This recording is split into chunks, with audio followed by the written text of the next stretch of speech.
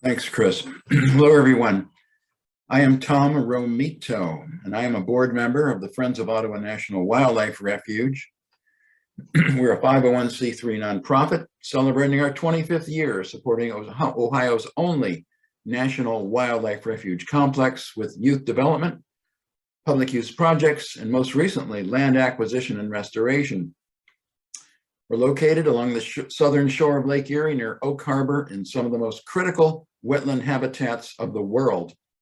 If you're interested in learning more about us and what we do, we will add a link to the chat room in just a moment. This link will point you in the right direction to become a member, make a tax-deductible donation to support our work, or even to shop on our online nature store. Today, I'm joined by Joe Reardon, and he has graciously joined us today to share his program, which is Energy Options for the Earth, Reestablishing Our Planet's Equilibrium. I have known Joe for many, many years. We worked in the Audubon Society together, and I can assure you, you're going to be edified by this program. Before we begin, if you haven't already, I ask that you stay muted to minimize background noise for our presenter.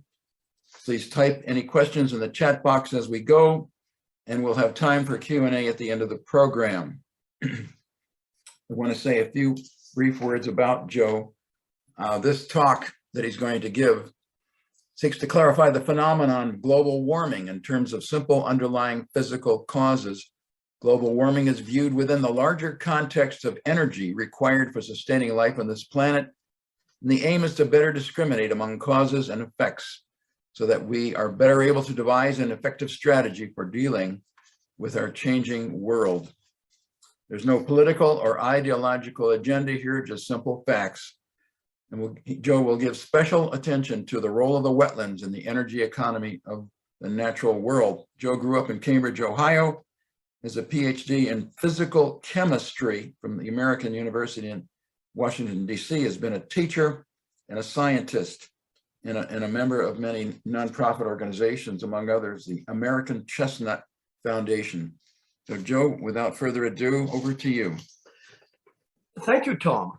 Now, I cannot see the audience, which is a new phenomenon for me, but I have a number of slides here, and I hope they're readable. We'll go through the slides, and I'll comment on them as we go. It may seem there are a lot of points I'm bringing up here, but eventually I hope everything fits together. And this is just going back to the real elements of energy and the climate change discussion that goes on every day. Happy Earth Day. Now, if you're, let's say 65 years old, or so, you probably remember Earth Day when it first happened in 1970, April 22nd, 1970. And it was all across the nation and in many other places in the world. First time it was put together after a disastrous year of 1969. What happened in 69? Well, here in Northern Ohio, we had the Cuyahoga River on fire. That got international attention. And shortly thereafter, a big oil rig off the coast of California, just off Santa Barbara, blew up and spilled oil that covered a slick 800 miles square. One of our senators, Gaylord Nelson from Wisconsin, happened to be flying over that area and saw this oil slick and was really turned on to do something about all this. And he went back to Washington, thought it would be a good idea to get people, while they're paying attention to all this, kind of united. He wanted to have a special day. And they eventually called it Earth Day. He recruited a young man called Dennis Hayes to help him organize this. on a $50,000 budget. Even in those days, it wasn't much. But when all was said and done, a few months later, there was this across the nation celebration, learn-in day type that drew, they figure, about 20 million Americans and a lot of other people worldwide. Earth Day then became, of course, a yearly thing, and it draws people across the whole world.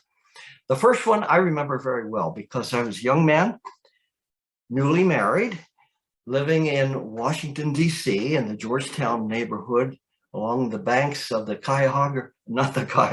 the Potomac River. And parallel to that is the Chesapeake and Ohio Canal.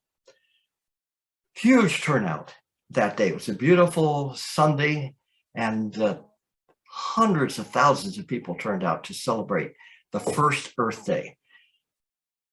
Amazing things happened shortly thereafter. Within a few months, the Environmental Protective Agency was set up by Richard Nixon, president at the time. The Clean Water Act was passed, and it wasn't much long after that before we had the Clean Air Act. It was mainly about controlling pollution, because pollution, especially industrial pollution, was going totally unchecked. And that was indeed the turning point. Here's my roadmap. Don't spend a lot of time looking at anything except the first item right now, and then we'll track our progress as we go through here. I'm calling it Energy Drives the Earth, as it really does. So let's start with number one, which is the prelude. I'm going to start at the end and then come back to that eventually. And that's called the Albedo Effect. Albedo, good Latin word for whiteness. You'll see why. On Earth Day, 52 years ago, I was about 6 weeks away from starting a new job. I was a graduate student in chemistry, working on my Ph.D. And I had the offer of a summer job, which turned into a permanent job at the Naval Research Laboratory. Now, that's one of our big national laboratories. And the view you see on the bottom here is from National Airport, Reagan Airport, it later became, in Washington, D.C. The river there is probably a mile wide. It's the Potomac River widening out into the Chesapeake Bay, forming the Chesapeake Bay. And this laboratory has been there about 100 years now. It was set up in the early 20s as a radio lab by Thomas Edison. Amazingly, it's a government lab. It's for the service of the Navy, but it does all kinds of research. And so I joined them in the summer of 1970. Now, had anybody heard the word climate change, global warming? Not in those days. The focus was on pollution, controlling the horrible pollution that was destroying our natural resources and our health. Now, something interesting happened. Nobody was thinking global warming. That was just not something that was ever even conceived of yet. I worked with a gentleman who was a brilliant physicist. His name was Victor Dietz. And he used to talk to me. I worked in his laboratory. He talked to me about some disturbing signs that were appearing.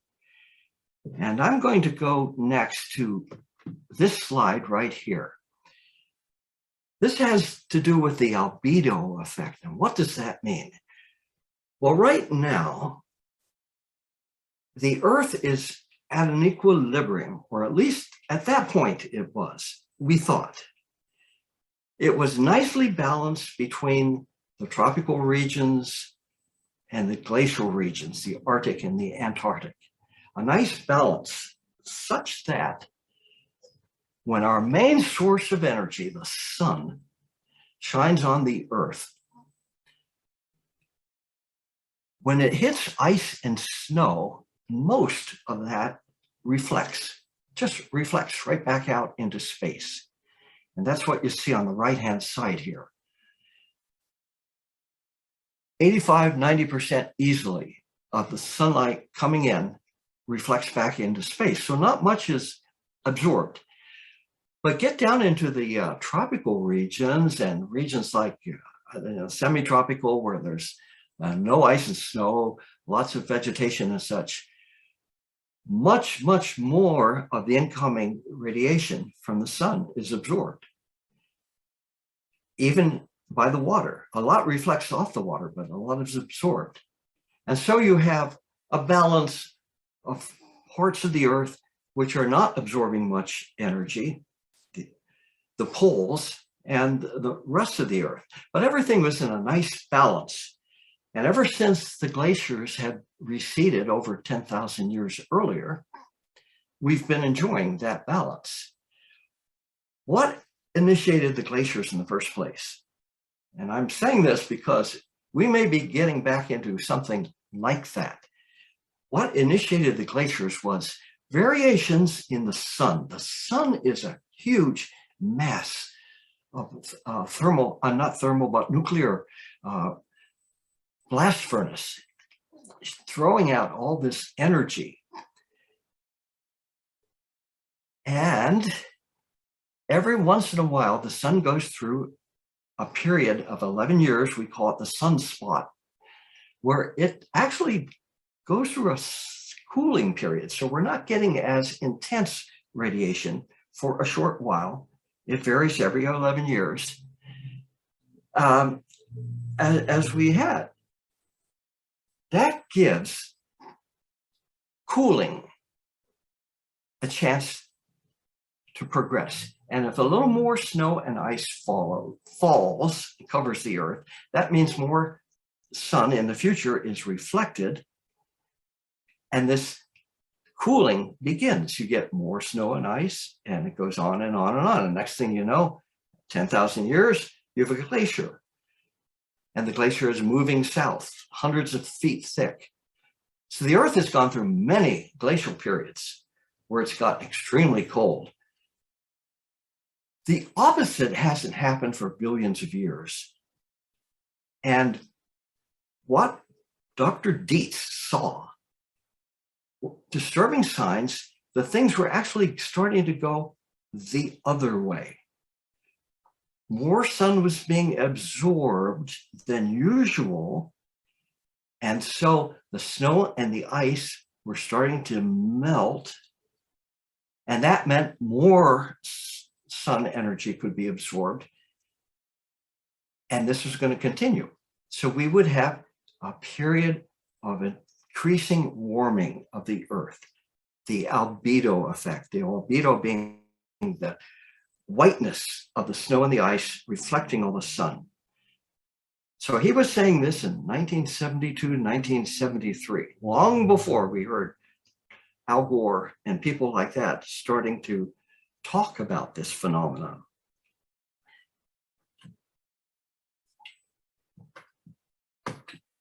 All right. Oops. Tom, do you know what happened there?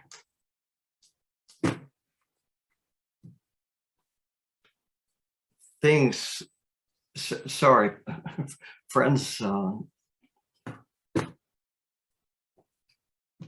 something got enlarged here. Why don't you proceed?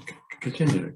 Okay, but in any event, what I like to go on to, oh, okay, now we're back to normal size.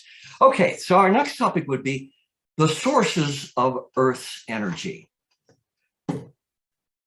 All the energy in the Earth, on the Earth, comes from two sources. One is internal. The core of the Earth is a huge, massive ball of molten iron that goes back to when the Earth cooled from a mass, the original foundation of the Earth. That's locked in geothermal energy. And it keeps the Earth sort of constant. There's a large crust on the Earth that keeps most of that heat down there. But every once in a while, we can see the effects of, let's say, a volcano, where that geothermal mass is breaking through. But much greater than that is what comes from the sun, the thermal energy.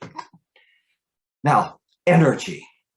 There are lots of type of energy, and I've just jotted down a few here. Some are, they're all familiar. Even nervous energy, psychic energy, food energy. But among the kind of physical types of energy that we use, things like mechanical and nuclear and chemical and hydrodynamic and geothermal, electromagnetic, all these energies share the ability to convert from one form to the other. So we do this all the time. We use electrical energy to heat our stoves, electrical heat. We use chemical energy all the time to do different types of work. So one quick pause on energy. Energy is one of those concepts that can't be defined very well. We talk around it. It can't be packaged in a box. It can't be measured with a ruler, or can't be weighed on a scale or photographed. We can only describe it. But we describe it best by the work that energy can do. And we know what work is. We can see that happening. Food cooking, your automobile climbing a hill. That's energy at work. And so the way we measure energy is by measuring the work it does. That will come up in our talk here. Solstistics, a little bit of this is statistics about the sun. A few things about our sun here.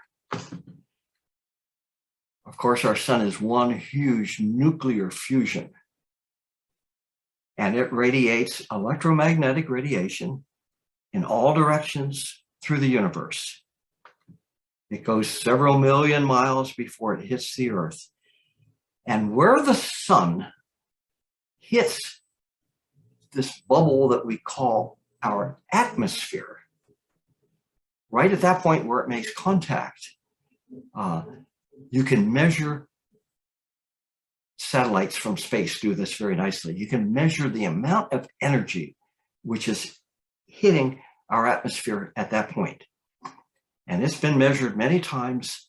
It's 126 watts electrical measurements for every square foot. How big a number is that? Now I'm going to quickly pass through the other points here for right now and go to this illustration here. Things are all out of scale here because, of course, the sun should be hundreds of thousands of times larger than the Earth here. But here's the sun shining toward the Earth, and the gray haze around it is supposed to be our atmosphere. So right there on the outer edge where the sun first hits the atmosphere, it goes through space. There's nothing to absorb it in space.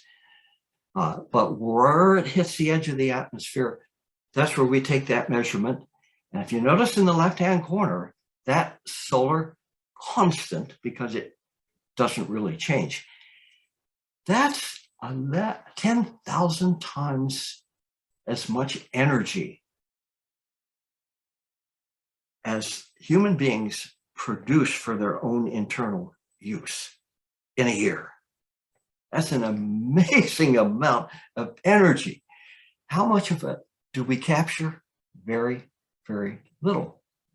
And our best efforts are things like solar cells.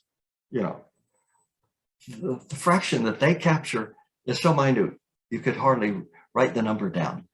But in the meantime, a lot of ocean is absorbing a lot of this heat, and it's causing, it's hitting certain parts of the ocean, not other parts of the ocean, and it's causing a lot of thermal currents and everything, and you get waves and storms and tremendous amounts of energy released in hurricanes and things like that. But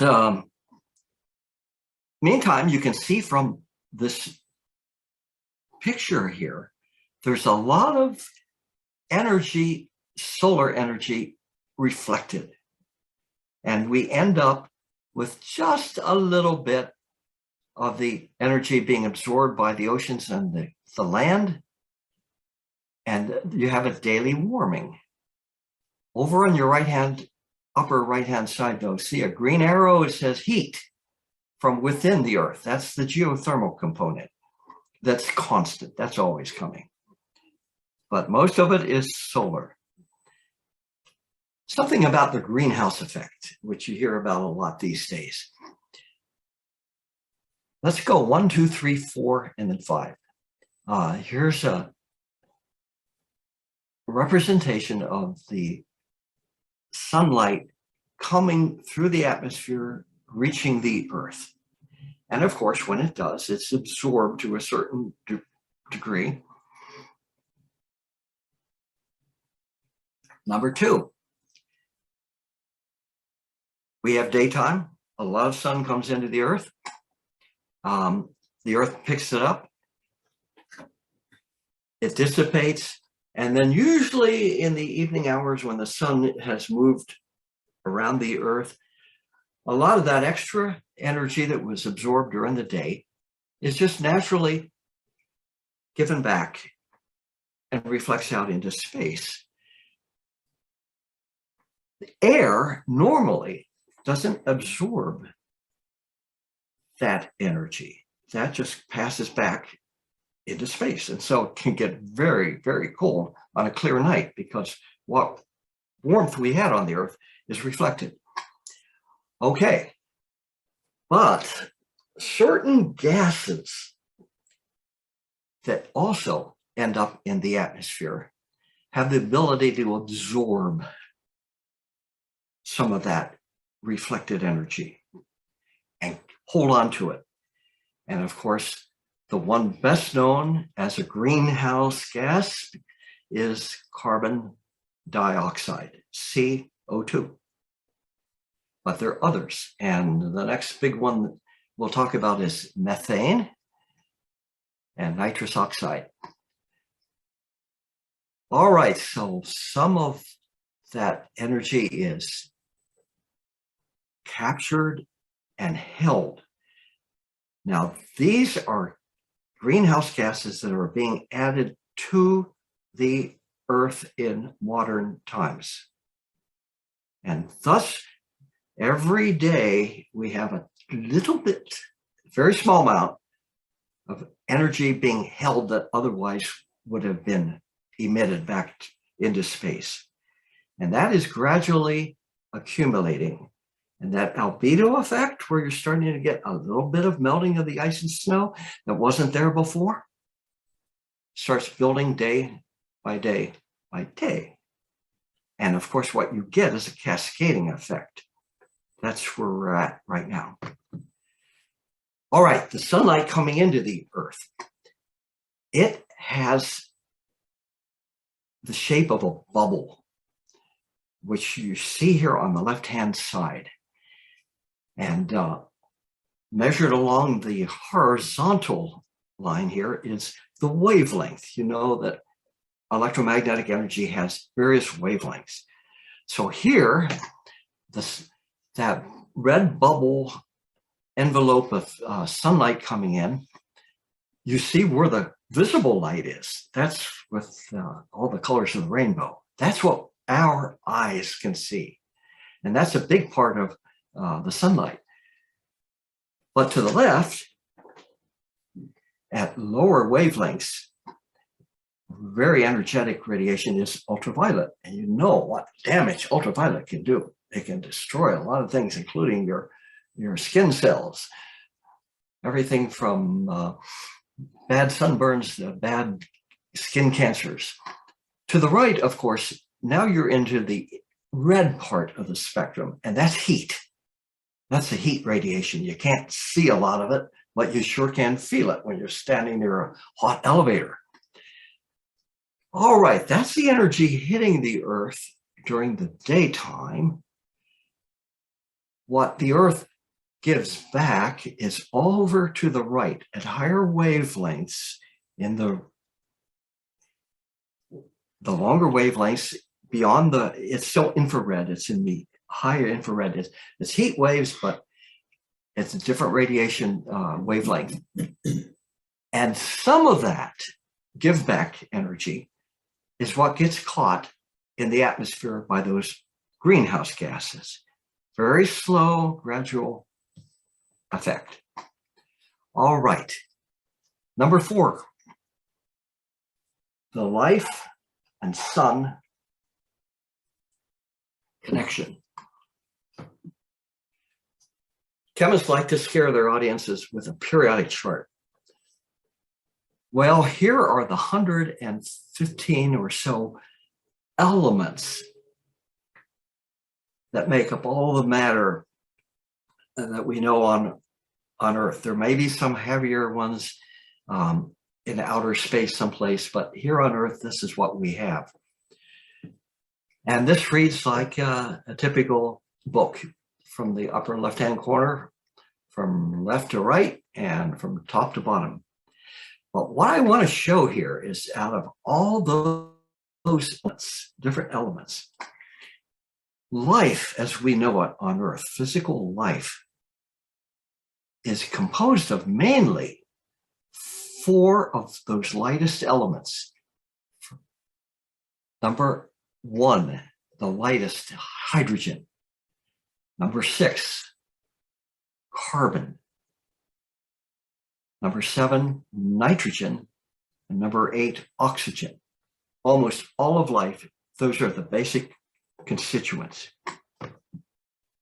So I have those listed on the left, and they can combine with each other very freely in certain proportions. So from those, we get hydrocarbons and carbohydrates and proteins and starches and God knows what else. There are literally hundreds of millions of different known compounds, combinations of those elements. They're called organic molecules.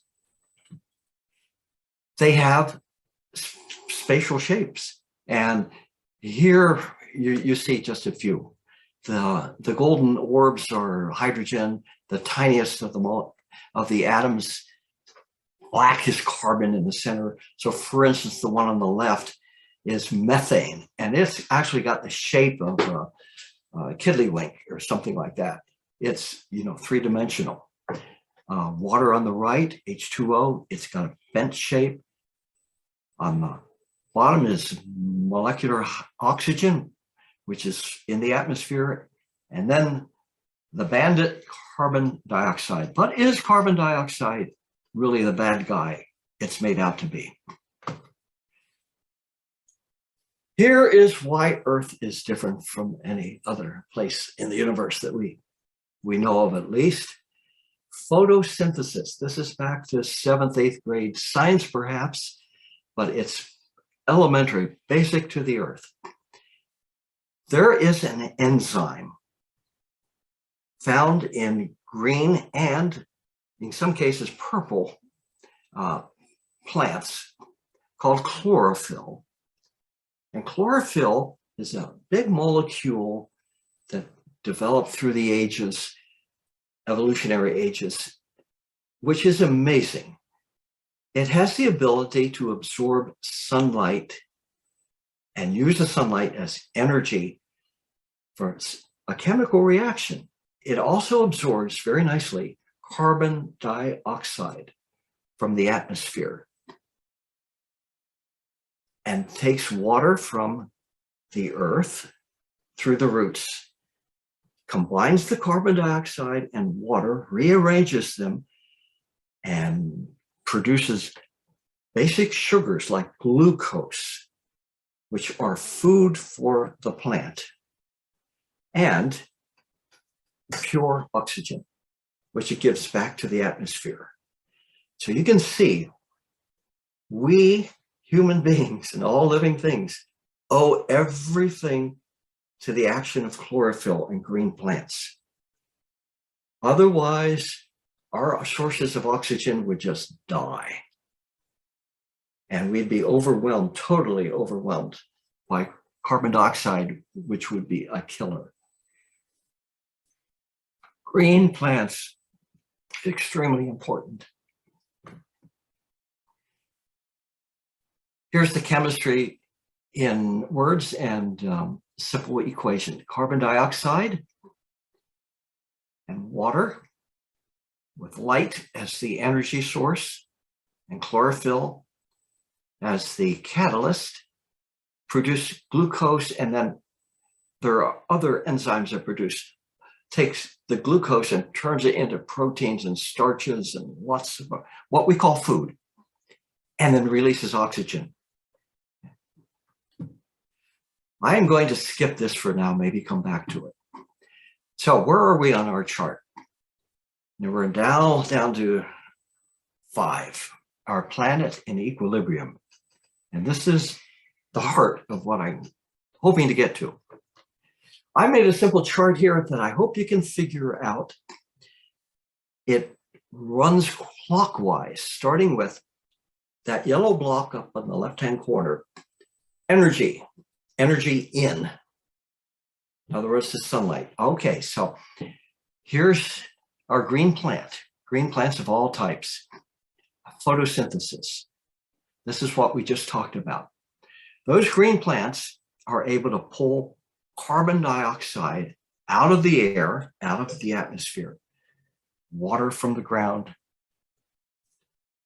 sunlight, convert that into oxygen in the atmosphere, and these sugars, these carbohydrates, the basis of foods. Now, not just for the green plants themselves, but other things devour one way or other those green plants. We eat green plants, cattle eat them, pigs eat them, other animals eat them, convert them into flesh, and that means a lot of protein especially. So we need green plants. All us other living things need it. Of course, there are the non-green plants, don't forget that. And that includes all the funguses, the fungi, which are probably en masse, more of those than there are green plants, than all the forests and such. But that's all underground and we don't see that very often. Anyhow, other living things, plants and animals, use the food produced by photosynthesis for their own growth, and that's called respiration. When we breathe out, we're releasing carbon dioxide. We breathed in oxygen. We're reversing what happens in photosynthesis. Eventually, though, all this living matter dies somewhere in a cycle. And now we have compost, if you will. And composting, degradation, decomposition can take place either where there's lots of air available, oxygen, and of course microbes get involved in all this, and the end product is all the carbon that was in there is now carbon dioxide and heat, of course, because these oxygen reactions always produce heat. However, if this biomass happens to end up in rivers or ponds or swamps or wetlands of any sort and cannot readily get oxygen, the microbes do their job, but they produce mainly methane. Some carbon dioxide, but mainly methane. And that's the same thing as natural gas. And right now, methane has a bad name. But eventually, that methane ends up in the atmosphere, and sunlight and oxygen oxidize it from methane, CH4, to CO2. So it eventually ends up as CO2. And here you have nature's recycling. Now notice down the bottom right-hand title, it says Terrestrial Carbon Cycle. This is happening on the Earth prior to the Industrial Revolution. That Industrial Revolution started just about 20 years before the American Revolution. A Scotsman in Scotland happened to invent or improve on an earlier invention, the steam engine. The early invention was next to useless, but James Watt, as in wattage in a light bulb, came up with a very effective design. And so the first steam engines were run for all kinds of things, but they were run on coal. Now I take that back, on wood chips, but they didn't do very well. There is not a whole lot of energy in wood. But right beneath their feet there in Scotland, there was coal. And coal, hydrocarbon, fossil fuel, has a tremendous amount of energy packed in it. And coal then made steam engines run all over the earth, running steamboats and trains, locomotives, and all kind of industrial equipment, you name it. All of a sudden, there was a huge demand for coal. And we know how dirty coal is. Let's get up to date. Here's the terrestrial cycle in the industrial age. The same natural balance between green plants and living organisms and decomposing and the whole thing recycling itself, except now we're pulling fuel, fossil fuel, coal, oil, petroleum, natural gas, out of the bowels of the earth where it has been out of circulation for literally hundreds of millions of years. And we're bringing it up to the surface and throwing it into the mix. And we're burning it. We're just simply burning it. And of course, this is producing huge, huge amounts of carbon dioxide, which were not here before. And you can tell what this is going to do. This nice equilibrium that the Earth has lived on for millions and millions of years is now being thrown out of whack. The Earth has had almost 200 years to try to correct, to adjust for this. But the human race has been growing at too great a rate, and industry has been just growing, growing, growing unchecked. Now we're reaching the point where it's very obvious that things are out of whack. We're reaching the point where the Earth cannot gobble up the CO2. It's going to keep collecting. The Earth is going to keep warming. We're going to see melting of those ice caps, humongous amounts of water flooding the Earth. Not only that, cold waters. And these cold waters are going to drastically change all the thermal flow in the oceans. So that's where we're starting to see the oceans starting to shift. And where we used to have cooling waters like the jet stream, we won't have that in the future if things keep going unchecked. So that's the fix we're in. Now I'm going to turn to Tom here. Tom, can I go a few more minutes before we go? Okay, you let me know when we're running short of time here. Okay, I want to go back and talk about all that biomass. Eventually things die and decompose. The aerobic part, this is where lots of air is available, lots of oxygen.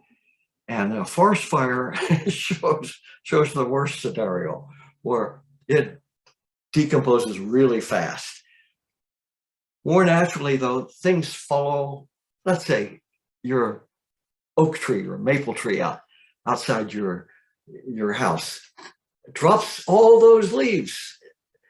Those leaves in the springtime, when they were growing, they were pulling carbon dioxide out of the air. So they were a trap for carbon dioxide. They absorbed carbon dioxide, but only for a season. And autumn comes, they fall to the ground, they start decomposing, the carbon dioxide comes right back out. That's a very short cycle. Now the wood of the tree, different story. Especially if you have a huge tree that's been around for 500-600 years, as we do out in the far west, for instance, and we used to in the Appalachian Mountains, those huge trees. All that wood is basically carbon dioxide that's been turned into the fiber of the tree. And so that carbon dioxide is out of circulation until eventually, the tree will die, decompose. But at least the tree will decompose very slowly. Now, a lot faster in the tropics than far north, where you have a shorter growing season, but it still will recycle. Now, on the right-hand side, I talk about engineered oxidation. This is where we take anything burnable and we burn it. But especially the fuels that we combust in engines. And there's something especially deleterious about engine combustion. Now, here's the other side of the coin where you don't have much oxygen. You have mainly water, swamps, and wetlands. And some people have gone so far off on a tangent that they like to shut down swamps and wetlands because they produce all this methane, especially on a warm summer day. If you're around McGee Marsh or something like that, and you just quietly look into the marsh and you watch bubble, bubble, bubble here and there, that's methane coming to the surface and dissipating. Some places, of course, in some swamps, they can get so bad that a little bit of lightning or something else, especially at night when things are nice and still, can ignite that methane coming off. And of course, even Shakespeare talked about that. That was St. Elmo's fire. That was the fire you'd see flashing through swamps at night, the methane igniting. But that's natural. That's been there for millions and millions and millions of years. On the right-hand side, I want to comment on this if we have a chance. We can take all this human waste,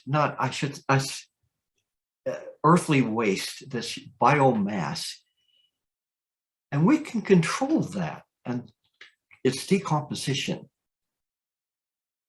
because the decomposition is going to take place and it will produce methane in large amounts that we can then feed into fuel cells and quietly, calmly, very efficiently convert into electricity if we only would take the time. Landfills, we have massive landfills and there's no end in sight. Landfills are basically doing this very thing. And if you look at most landfills, you'll see the pipes coming up. Those are just to release the carbon dioxide, the methane, the CH4 that's being produced underground and has to be let go. Well, it's just going into the atmosphere. What's wrong with methane? On the left-hand side here,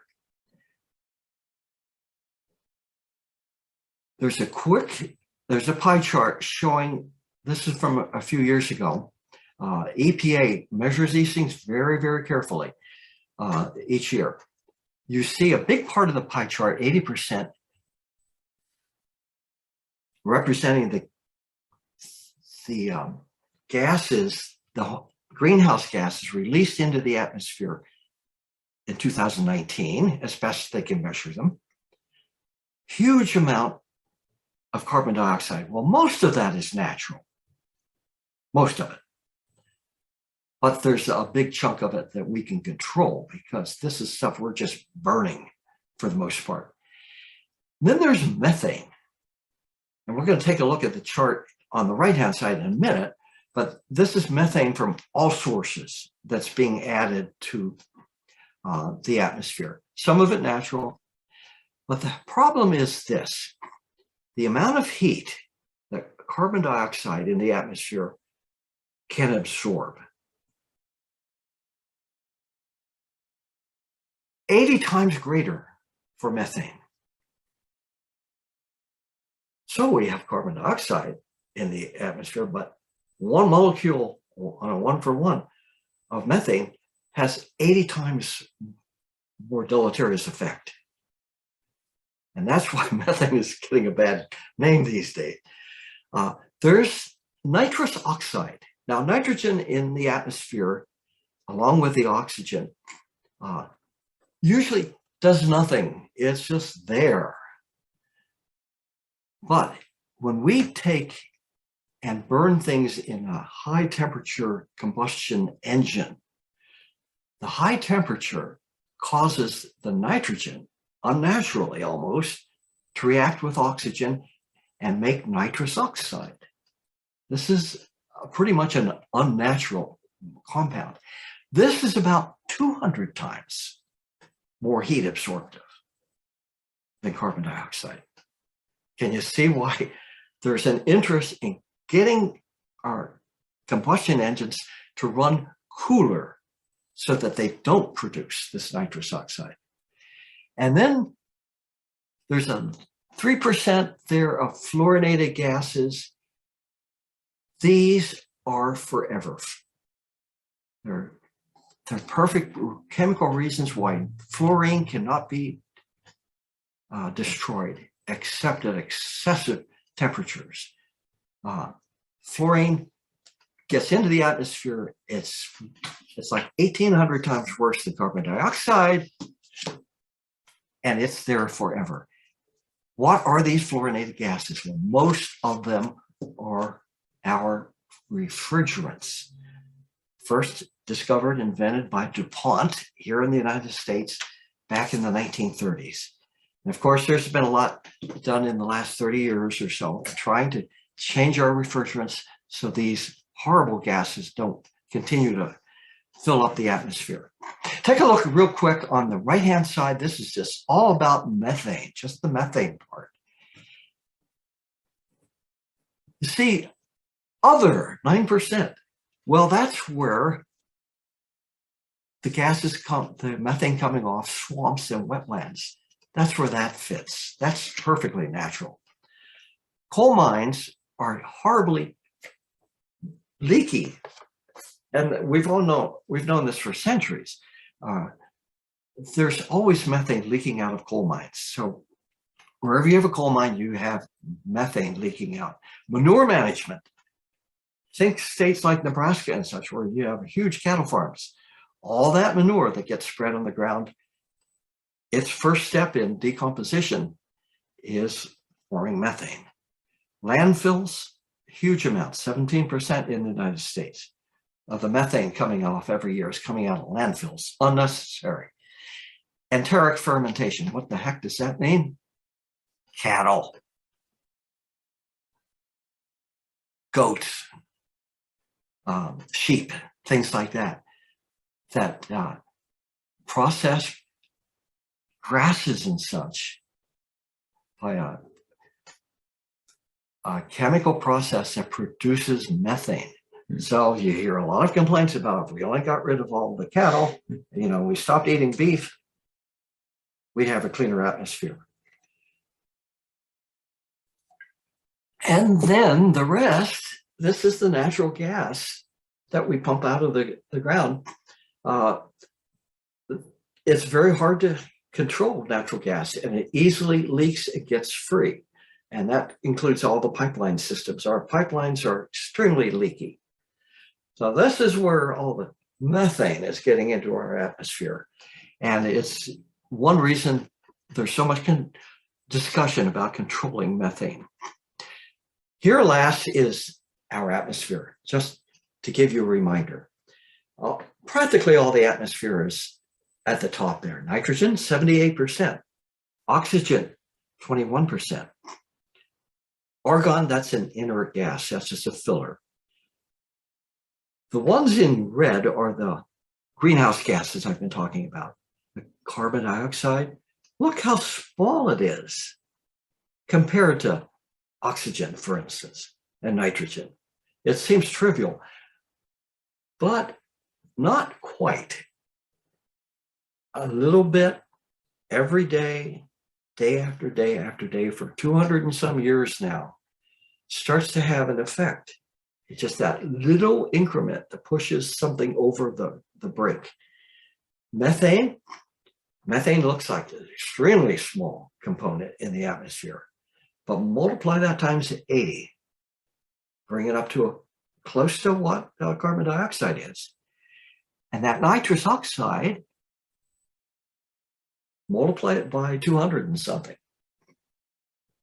And those fluorinated compounds I talked about, multiply them by 1800 in some cases.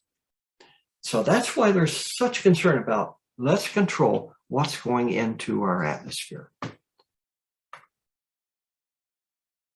What kind of problems do we have from this loss of equilibrium? And that's the way I look at it. Well, just one important thing here. The oceans have forever been a tremendous resource. Carbon dioxide, we take it and we bubble it through water and we put it on the shelves in the grocery stores and sell it, carbonated water, and all, our soft drinks and everything. Well, what happens when carbon dioxide goes into water? It forms a weak acid, carbonic acid. And when that happens, the water starts to getting acidic and all kind of crazy chemical things happen. The long and short of it is, let me get to this point. The oceans are full of life that we don't see. Seashells of all sorts. And all those seashells are calcium and magnesium, two common metals dissolved in the ocean. Carbonate. CO2 reacts with those and it forms limestone, calcium carbonate or magnesium carbonate. And those are the materials that the seashells use to build their shells. Now, as the oceans start getting more acidic, the acidity starts to dissolve those shells. So our sea life cannot build their shells. And in fact, we see the effect in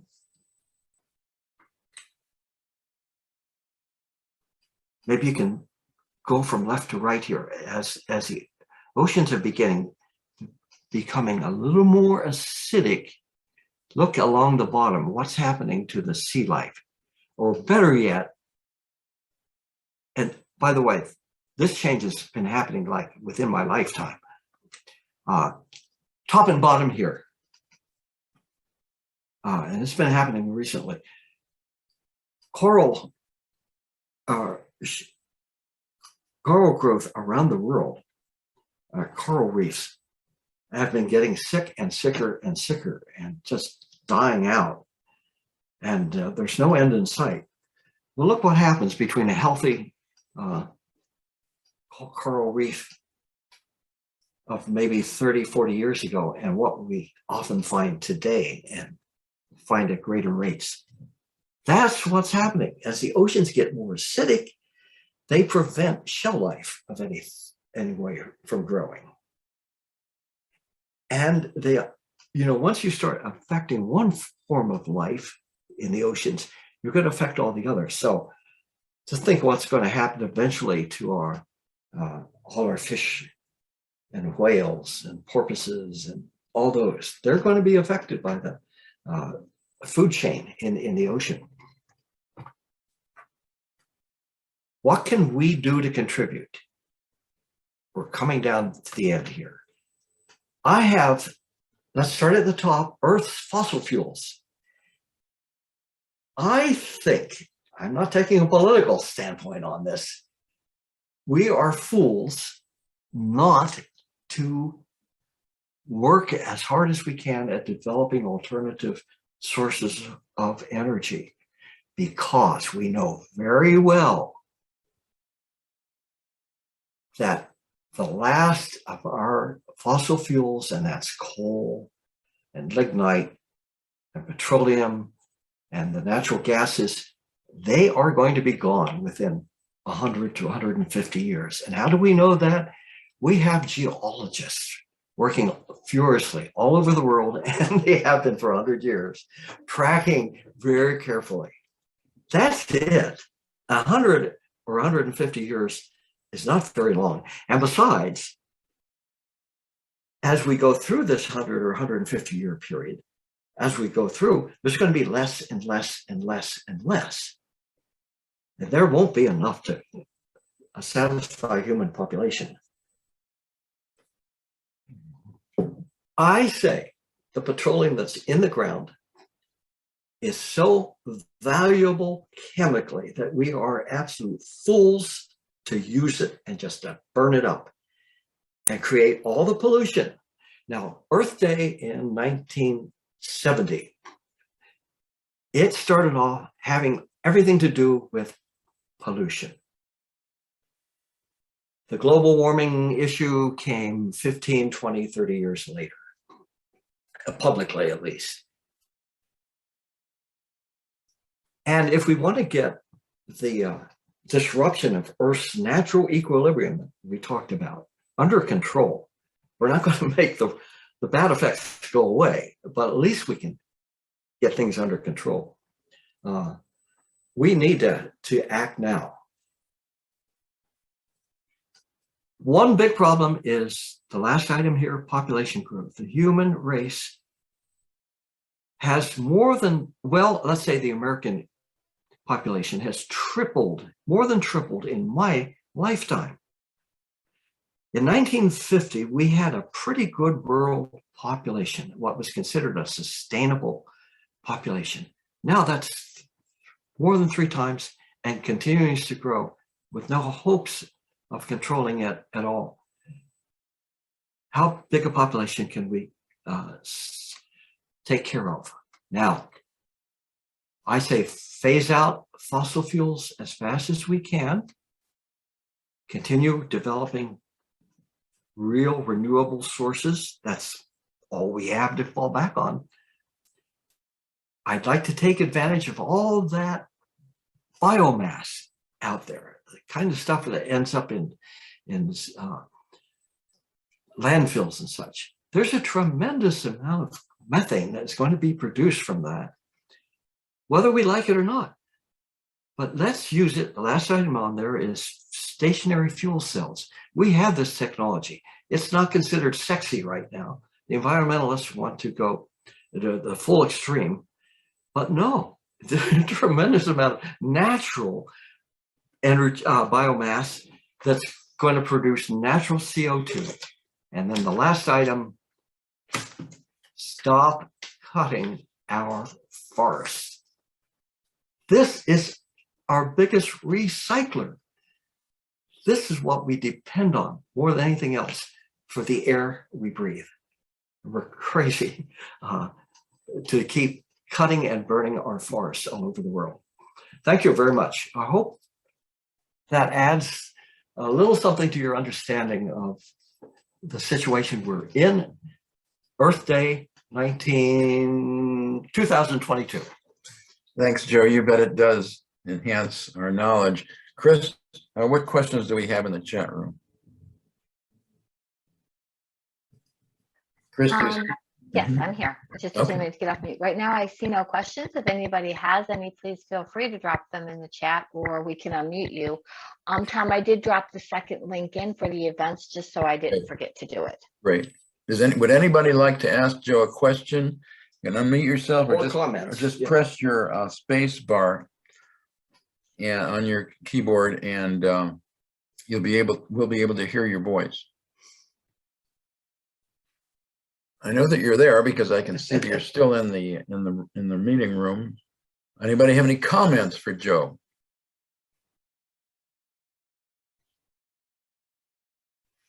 All right, hearing none, I want to thank Joe. Thank you, Joe, for joining us. This schedule we have is going to be different than last year. It's going to be a rolling schedule where we're going to do 2 programs a month for as long as we can keep it up. Look at the event schedule on the Friends of Ottawa National Wildlife Refuge website, and you'll see who's up next. And be sure to register for those events so that you can get in on them. Ladies and gentlemen, I want to thank you very much for attending. I appreciate your time, your patience, and we wish you all a good night. And thank you, Chris.